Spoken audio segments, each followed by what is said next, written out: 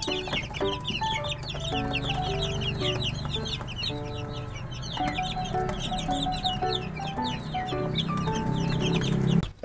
day sa ating lahat, mga kaibigan.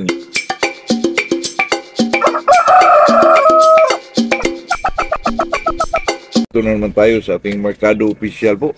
Ito sa atin, mga kaibigan, ay di ko na sana itong banggitin o topic pa. Alam mo na itong mga kaibigan natin, subscriber, na ano daw pinakamagandang pang ano ng halak, mga kaibigan. Yung panglunas ng halak po, paano matanggal yung halak. Ako niyan na mga kaibigan, dati. Talagang hirapan, kahit anong ibigay ko, mga kaibigan. Yung injectable na, yung tinatawag na hindi na ako mag-mention, mga kaibigan, basta injectable.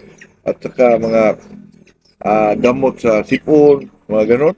Talagang nahirapan ako, mga kaibigan. Pero yung naanuhan ko na itong gamot na ito, itong Doxylac. At saka parisan siya ng, mga kaibigan, itong Pyristat. Ako, napagka-epektibo po. Magbigay ka lang dito, mga kaibigan, 7 days. Painumin mo siya ng, everyday po, 10 o'clock in the morning for 7 days. At saka, ang painom mo na tubig dyan, mga kaibigan, ay Pyristat po. Nakacord lang ang manok. Hindi mo na ikulong po. Talagang mawala po ang halak dyan, mga kaibigan. Kasi, pagbaguhan ka, marami ka pang, na itistingan ng mga gamot po. Nakakaano naman yun sa mga baguhan. Ito'y parang tip lang, mga kaibigan, na kung gusto nyo na malaman at paano tanggalin yung halak, ay try nyo. Pero kung hindi naman, okay lang. Pero sa akin, mga kaibigan, ang dami ko ng gamot na na-try po, yung injectable, yung mga gamot dyan na talagang mawala, pero bumabalik. At saka itong halak, kahit anong ibigay mo, mga kaibigan, talagang hindi mawala po. Kasi ito kasing halak, lalo na pag mag-kondisyon ka, going to conditioning ka, tapos may halak ng manok, ako, peligro yun, mga kaibigan. Kaya ako, kung mag-kondisyon ako, sinusigurado ko talaga, pakinggan ko talaga yung likod ng manok, mga kaibigan. Ganun ko kasi, kung maganon, talagang marinig mo yun, mga kaibigan. At saka, kung baguhan ka, mahirapan kang maghanap ng pantanggal doon. Isa lang po, yung Doxylac lang. At saka parisan mo ng Pyristat para painom yun sa manok. Bigay ka ng Doxylac 10 o'clock in the morning, and then ang painom mo ay Pyristat po. Napaka-epektibo, mga kaibigan. Ito po ay sinishare ko talaga kasi hindi mo na dapat ikulong pa yung manok mo. Nakacord lang dyan, kaibigan. Talagang mawala po. 7 days. At saka napakamura lang itong Doxylac. Siguro 8 pesos lang. At saka itong Pyristat, di ko alam, 15, 20 ba? At saka hindi naman yan maubos sa isang timplahan mo, mga kaibigan, kasi tubig, isang manok lang. Kaya ako dati, mga kaibigan, magkondisyon ako, kahit hindi ko narinigan yun ng medyo may halak, i-Doxylac ko yan, mga kaibigan. Doxylac sa Pyristat for 7 days, tapos bago ko siya isalang sa Recon, puntang conditioning ko. Kasi may mga manok, mga kaibigan, na hindi mo marinig po, hindi mo makitaan, pero pag isabong mo, ganun, mga kaibigan, Kaya nakakabagdi pang tingga yan, lalo na paggabi. May mga rinig ang, ganon.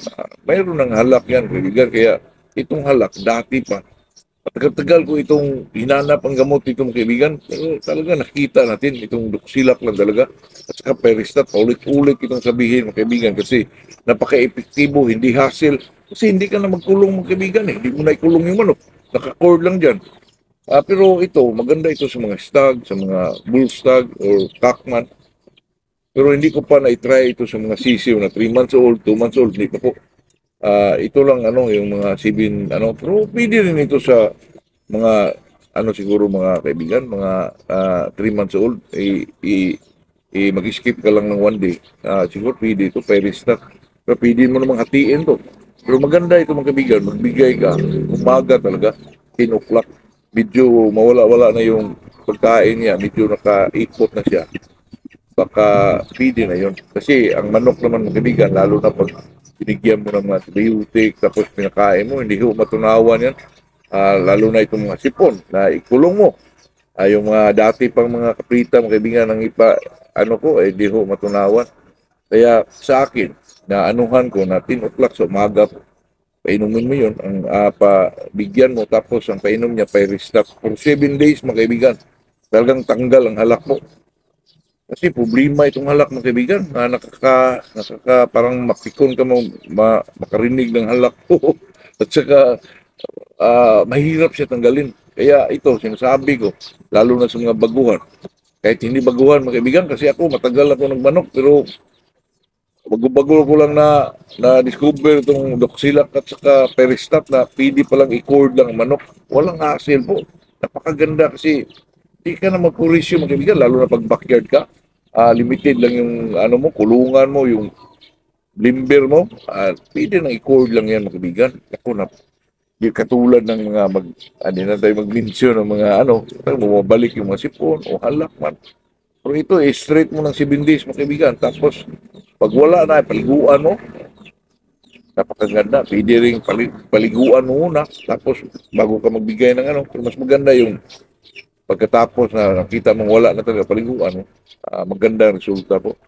Sa atin naman dito ay yung halak talaga mga kaibigan. Ay halak, sipon. Yan ang pinaka, yan ang pinaka, na kontra po sa manok, yung halak kasi pangit pakinggan po. Kaya sa akin, yung anuhan ko na itong Doxilak, tayo na may hindi nag-commercialize o hindi tayo nag-endorso, sa atin lang yung talagang nag-fit sa ating mga manok po. Kasi mahirap kaibigan, daming gamot eh. Tapos, pag mo, hindi malunasan, bumabalik na naman. O ito mga kaibigan, talagang mawala po. For 7 days mga kaibigan, talagang mawala po. Kaya dito lang tayo, ito ay isang talagang tip mga kaibigan, kasi maawa naman tayo doon sa mga baguhan na medyo maghanap pa sila ng eksperimento pa. Ito ang una niyong itry para di na kayo maghanap po for 7 days. Walang hassle. Hindi mo na ikulong, talagang nakacord lang dyan. Lang okay po. Ayun lang mga kaibigan. Ito'y talagang usapang magmamanok at saka makakatulong sa mga baguhan. Kasi itong halak, sipon, napaka-importante po.